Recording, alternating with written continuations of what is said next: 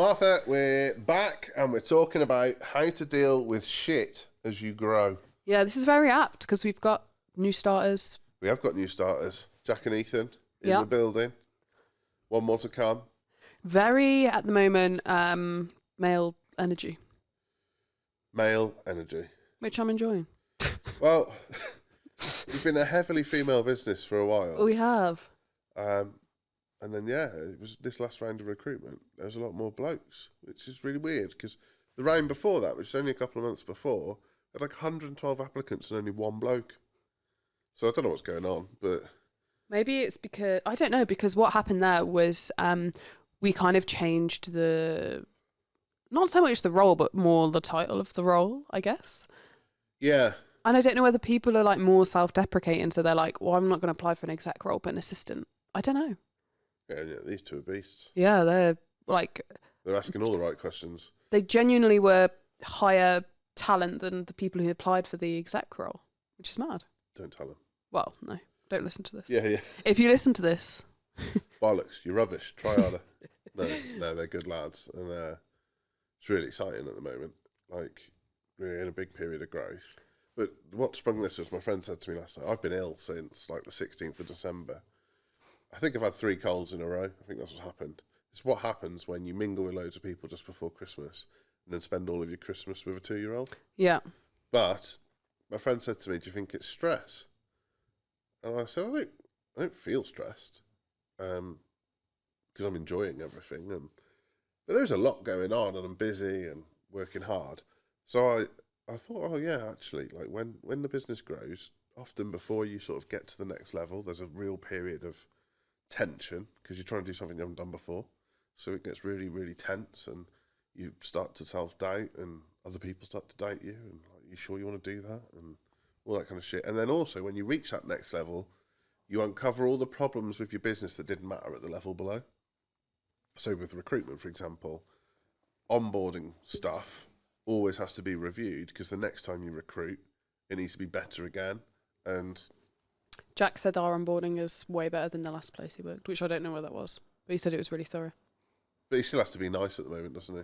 So he said the last place it was like a talk for an hour and then crack on. Yeah. Yeah, no, I want them to have this week to like get through systems, processes, understand what we're about. But I was like, that was Joel. It is special Joel and his special onboarding skills. Meticulous. But, yeah, I'm meticulous. But the reason, like, I used to like be a bit idealistic and think, oh, once the business gets to this point, life will be easy. Or, like, once I get to this body weight, life will be easy. Or, once I've got this house, life will be easy. And it's just bollocks. Like, it doesn't really get easy. You just learn better coping mechanisms for what life throws at you. And, like, I'm not going to lie, like the recruitment merry-go-round, business takeover, paying off debt that's gone on in the last 9 months, fucking hell. Like, it's hard. And so... It's hard. I mean, I can only speak from my level, but I find settling people in and then they go, like, really draining. And, like, I take it quite personally. I'm like, well, they didn't like me. They're not like me. They have all said, like, it's Martha. We just stuck around if it wasn't for Martha. It's like, well, Martha's the best, so you can leave. Thanks. But that's a big part of growth. If you've gone from like 1 to 2, 2 to 3, 3 to 4, is not everybody's the right fit. Excuse me. I'll tell you where I noticed it with you. It was when you got your last promotion, and then it was really fucking hard for about 3 months. And I was like, oh, I bet she's wishing she hadn't had this promotion. Because that is how it feels sometimes. It always does when you go to the next level. But it's like, I always think, like, well, that's what I asked for, but I guess you could flip it and be like... Well, people say be careful what you wish for. But it's a very negative thing to say to people. Like, yes and no. I think I've got a bit of an abundance mindset. I was talking to someone about this last night, actually, where... There's a lot of fear-mongering at the moment. Like, a lot of this stuff in the news where you've got, like, Elon Musk trying to meddle in politics and Trump's about to become president again and Labour are having a bit of a torrid time in charge of the country, and things are a bit of a mess. And people are like, you hear all these sound bites, and people are using it to pick away at things. And I'm like, goal setting at the weekend, because I mean, by the time this recording goes out, it might be February, but it's the start of the year, so I was doing my goals and looking at the things I want. And I always put like chunky goals down and then break them down. And if I just showed someone my chunky goals, they'd think I was insane. But if I don't set, if I'd rather set chunky goals and miss them and still achieve a lot than set realistic goals and be bored. Did Hannah think they were mental? Because you did it with Hannah, didn't you, your wife, who's not? This is the first time she's done it with me. Yeah. She used to think I was insane. Not rudely or like... Ambitious? I think she thought it was ambition to the point of insanity. Like, well, for example, last year, on my goal list was... like, let's just talk about things that are easy to quantify. So, I wanted to go to WrestleMania on my own, which is quite extreme. I was going to Los Angeles, and then I was like, oh, I want to go whale watching in San Diego. Again, quite extreme. Business takeover was on there. And get a new car. Now, like, I think just one of those would be a lot for some people. Yeah. And like, that's not to get into like financial and focus and fitness and other things, you know, bloody climb Snowdon in the dark with the SAS or whatever, like all the other mad shit. But when like Hannah is just doing her day to day, and like self-development and self-improvement's not really on the radar in where she works, and I'm sat journaling and scribbling out all the things in my head that I think I can achieve in the year, that is quite alien to her. And she's not wrong. But I really wanted to include her in it this year because I think I've proven to her that I very rarely miss. Yeah. And it's hard. Like, I feel so awkward talking about this because, like, I spent some time with my family over Christmas and they're just not like this at all. And, like, I won't name names, but they have, like, scarcity mindset. They think someone's going to take everything away, or they've got to save for a rainy day. And I don't think like that. And I can only spend time with those people for a certain amount of time before it starts to affect me. Have you always felt like this, or is it something that you learned? Learned. Same. Developed it. From being here. Good. That's a compliment, I think. I think I've always been quite positive, but I'd have always been like, but what if was my big problem. Mine was people like me don't get to do things like that. And now I'm like, people like me can do whatever they want. Yeah, nice. Within reason. But, yeah, my family, I think, are people like us don't get to do things like that. And it's sad. But then they've done some, like, in all fairness, my mum inspired me a little bit. Because when Brexit happened, she was really upset and she bought a camper van and just went around Europe for a couple of years. Legendary. I was like, that's pretty sick. And she wasn't really in a financial position to do it, so she just sold the house. I was like, fair play. Like, that's like balls of steel, isn't it? Yeah. Like, and I think, like, I was on a podcast the other day and I said, my mum's got a bit of, like, fuck you energy about her. Like, anti-establishment, anti-system, anti-authority. When someone tells her she can't do something, she's like, well, fucking watch me. Yeah, so that's the way to get to her. Yeah. And I used to be like that, but the chip on the shoulder energy is hard to sustain. You're tired all the time. So now I just do it from, like, a positive place of, like, well, I could do that if I wanted to. Yeah, if somebody's done it, I can do it. Yeah, and like, what happens when you start doing that stuff is you meet people who've done way more, but from less. Yeah. Or, like, I always find that when I come with you to events and stuff, that I'm just look around the room and I'm like, wow, all these people just did it. They could just do it. And they're just like they're not specialer than me. You get talking to them and you're just like... They just go and get it. Yeah. They just decided one day, I'm not going to slot into life like that. But Instagram's not telling the full story. So yes, they might be digital nomads. Yes, they might be fitness coaches that live in Dubai, or they might run massive companies and travel the world. But the sacrifices that came to do that, they probably had, like, maybe they fell out with their family because their family disagreed with their approach. Maybe they couldn't have children because they were so focused on one thing. Well, they work every weekend and their partner wasn't happy about it. Yeah, or that they split up with their partner because their values didn't align anymore, and they had to find someone who fitted in with their new outlook. Like, there is still sacrifice, as much sacrifice as anyone else. And that's what you have to remember. It's like when you're growing, when you're going through these changes, when you get a promotion at work, or you get a new house, or you get a new car, or you go on the dream holiday, your shit still stinks. Like, Yeah. the stuff still happens. Like, I did get to go to LA and San Diego to go whale watching, but I couldn't go to my auntie's funeral.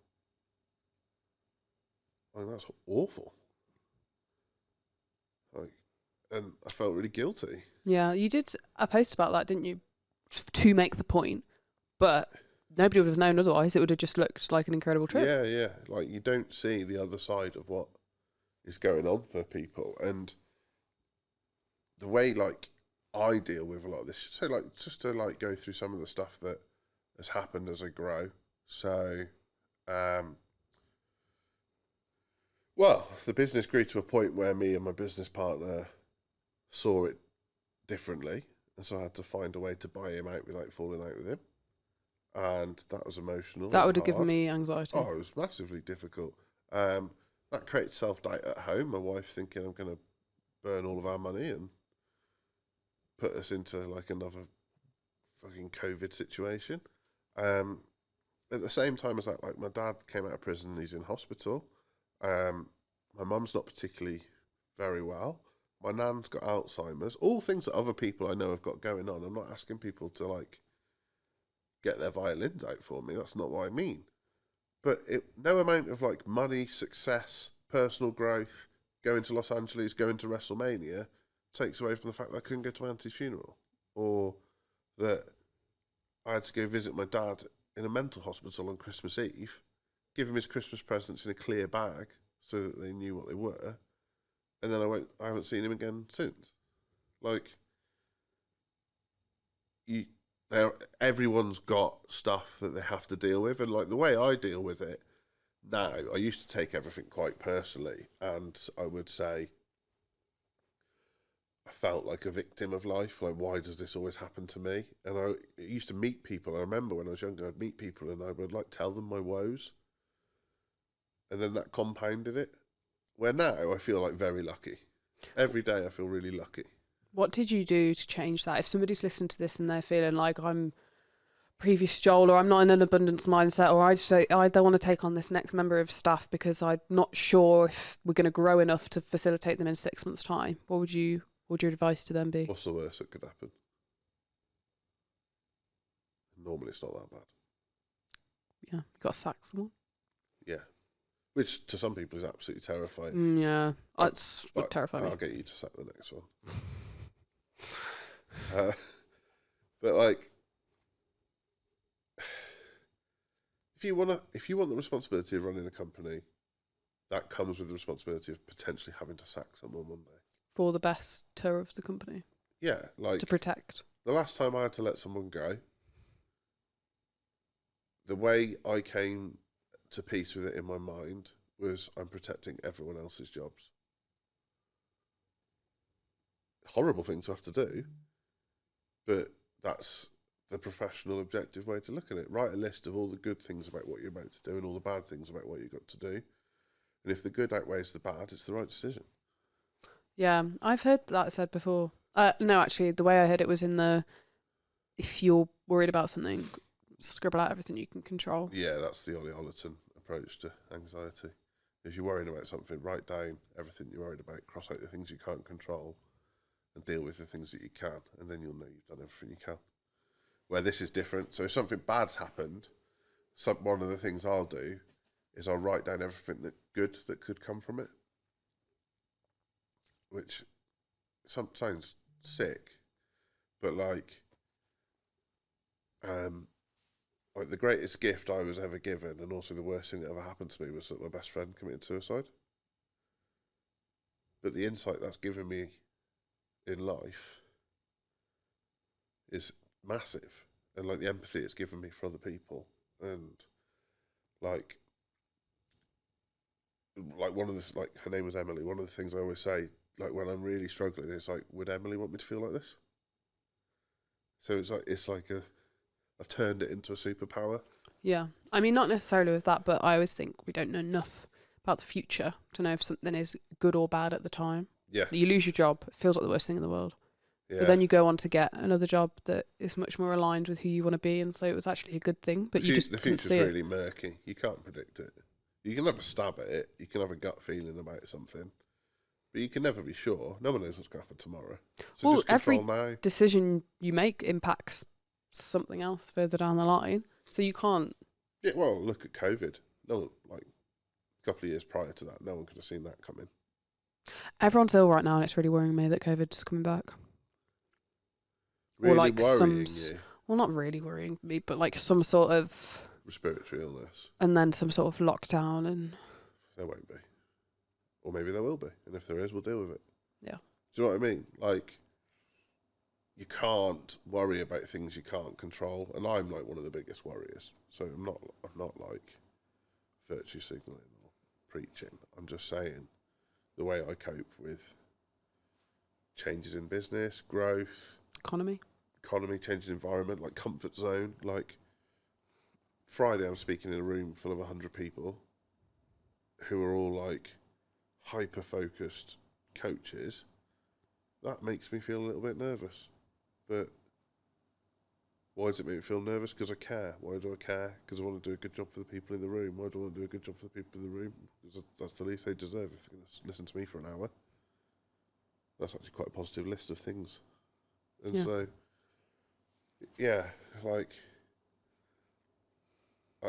I think my old Joel would have been like, fucking hell, I'm not good enough to do this. And what if it goes wrong? And what if someone heckles me? And I mean, I've been heckled, so I know what that feels like.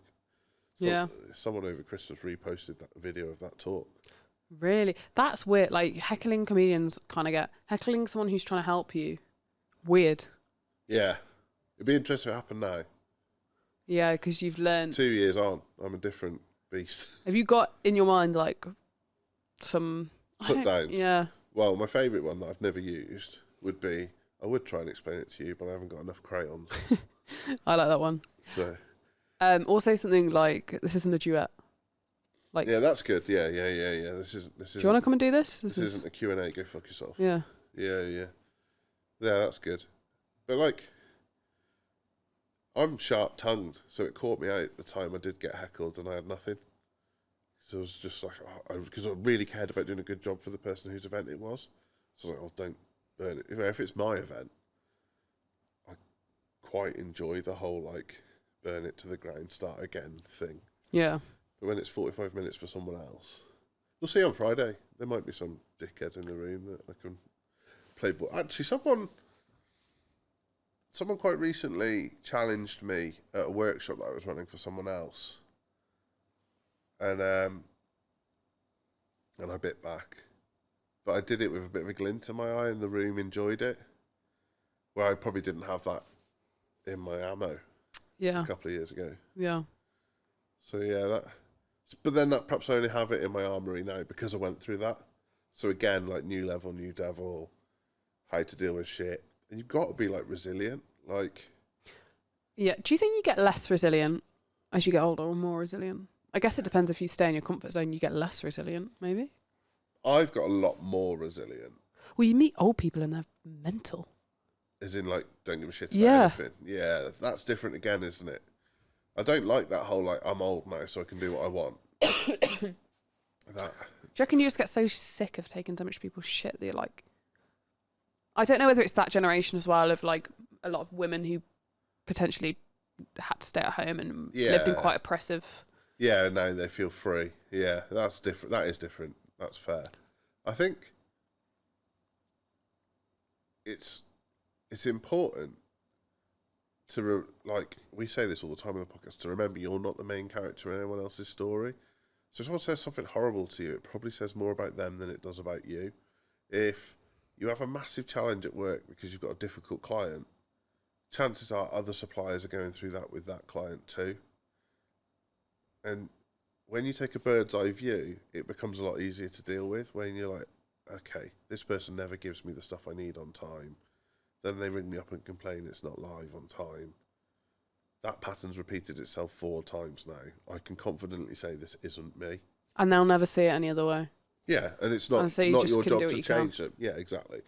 And I think it's like really important to remember that you're always going to get shit thrown at you, no matter what level you're at, what tier you're working at, where you are with your promotions, where you are with your family. It's how you react to that shit that defines who you are, not kind of. You can't be proactive about it. It's not like you don't know where the next curveball's coming from. So, I mean, today, like, we were having some signage fitted on a door, and I was watching these lads do this signage, and I was like, oh, I think they're bodging it. And then I was like, well, you could just say something. Did you? Yeah. Why did you think they were bodging it? Because I could tell that they weren't going to put an extra strip on to seal it in. Boring, but important. And I was like, I'd rather you did put that extra strip on, just it'll make it look tidier. Oh yeah, all right, thanks, Joel. And I'm glad I said. Yeah. So I've kind of like dealt with something that would have bothered me otherwise. And I can be a bit like that. Like, I don't like going in the supermarket and asking where the vinegar is or whatever. Like, I'm like, oh, I'll find it. But I know that that's an anxious trait of mine that I need to work on. And actually, when I do say something, But then the big stuff, you breeze by. I'm good at big stuff. I had a situation just before New Year. So me, my brother-in-law, Coffee Paul and Coffee Paul's son went. Coffee Paul, who sponsors this podcast, little plug. Yeah, I was talking about Coffee Paul today as well. We went to London to the Batman exhibition as like a Christmas present to ourselves. And my brother and my brother-in-law and me got the train from Crewe to London. It's like a 2-hour direct train, so that's why we got it from there. Quite good. Got on the train, it was pretty packed. First Monday after Christmas. And our seats that we'd reserved were sat in. And it was sort of like, oh, I don't want to cause a fuss. And then we were like, oh, let's go down to the quiet end of the train. We have to walk all the way. Like, it's a 7-carriage train or whatever. See if there's a table we can all sit together. And we got into that carriage, and there was a bloke sat on his own on a table of 4. I said, oh, excuse me, is anybody sat in these seats? Which I think is a perfectly reasonable question. He went, are you a fucking joker? He had like a really broad Glaswegian accent, but I can't do that. So he's like, you a fucking joker? And my brother, like, I could see it in my brother's eyes. He was like, this guy has said the wrong thing to Joel here. And my brother-in-law's known me since I was a kid as well. And he was like, oh, fuck. And I went, no, I'm just hoping to sit here, mate. And he got up and stormed off down the train. And he was like, well, I meant to sit with him, not... Yeah, not you have to leave. And as he got up and stormed off, he went, you fucking joker. And I went, you're right, I did used to be a comedian. And my brother was like in bits. He was like, oh, God, why do you do it, Joel? Why do you do it? Because I was like, Carl, there's just no need for him to be that rude. Like, I was really polite. Yeah. And to be honest, like, I was thinking, oh, this bloke's travelling on his own. Like, he wasn't reading a book or had music on or anything. It's like, chat to him. Yeah. He just spoke to me like I was a piece of shit. And then he did this thing the whole journey where he'd like walk up and down the train past our table to try and intimidate us. And it was like not nice for my brother at all. Because he just hates like social disruption, which is weird because if you piss him off, he's like an absolute monster. Where I'm like the opposite. I hate violence, but social like aggro I'm fine with. I'm like, yeah, whatever. This guy's a dick. But he kept doing it. And I was like, why does he keep doing this? And then the lady said to him, like, are you all right, mate? He was like, oh, I've just not had a great journey. And she was like, oh, just go sit down, chill out. I was like, oh, what a legend. Like, Did he? he did, yeah, he did. But like, I fight, like, that made me feel uncomfortable. Like, where I was like, I haven't done anything wrong. I'm meant to be going for a nice Batman-filled day. out. Batman-filled, where we went to the Batman exhibition, which is all like props from the films and vehicles and costumes and stuff. And then we went to like a parody of Jurassic Park play. What was that like? Weird. What's the like? There's two blokes played every part. Even the dinosaurs? Yeah. Wow. And then a woman who made all the sound effects. With their mouth? And like kazoos and... It's the way you did that, I was like, what, with a cigarette or? Yeah, I won't do that. So, yeah. Did you wear your dinosaur jacket? I did wear my dinosaur jacket, but not on purpose, and then realised that that's actually mental. The fact I've got a dinosaur jacket is somewhat strange. But I saw your only, because you've got the new one and then the one, the like Jurassic Park one. Yeah, you should have wore that. Well, the beauty of my new one is it's very colourful, and although I'm wearing khaki and green today, I normally wear a lot of dark colours. And I just thought, oh, I'll get that colourful jacket because it's a bit of me, but it's a bit different to anything I normally wear. But the other side sort of benefit is my nephew, who's 2, knows all the dinosaurs on it. So it's quite fun. Just Love that. Giving him a cuddle, and he's like, oh, Triceratops, Stegosaurus. And like, it's nice. Yeah. That's how I cope with shit, really, is just talk to my nephew, or the dog. Because they don't talk back. Yeah, well, he does know. The nephew yabbers a lot, but he's a good lad. Right, what are your biggest takeaways, Muff? Just doing shit to get better at it. Otherwise, You got to do the reps. yeah. I mean, I look back on stuff that I do now that I remembered like shitting myself for when I first started here. I've heard you talking to the newbies, and I've been like, fucking hell, scary. I'm not scary. No, People you're keep not saying that. scary. I mean it in like scary how far you've come. Yeah, it's been what 3-4 years. Yeah, maybe life sentence. Did I start 2020? Maybe even 2021. I don't know. 21. But yeah. What's the biggest takeaway that you can give someone listening? I think being realistic that there will always be challenges. There isn't like, you don't suddenly reach Zen. Yeah, you can't bubble wrap yourself. Yeah, so if you want the office with the staff and the nice equipment, and it comes with limited company level problems. Yeah. If you want to go on the big holiday, it comes with having to pay for it problems. If you want to travel the world, it comes with missing important family event problems. If you don't work on your relationship with your wife or your partner or your husband or whatever it might be, it will come with its problems. And even if you do work on it, it will come with its problems. And like being aware of that, like the one thing, I was reading something before and it sort of nearly made me cry, to be honest, was like having a solid partner in life is not about them ticking every box about what's on your perfect partner list. It's about them loving you despite all your flaws. Aww. And I was like Hannah puts up with a lot of shit from me. And but that's what reaching the next level's about. It's about enjoying the challenge despite all the struggle. Love it.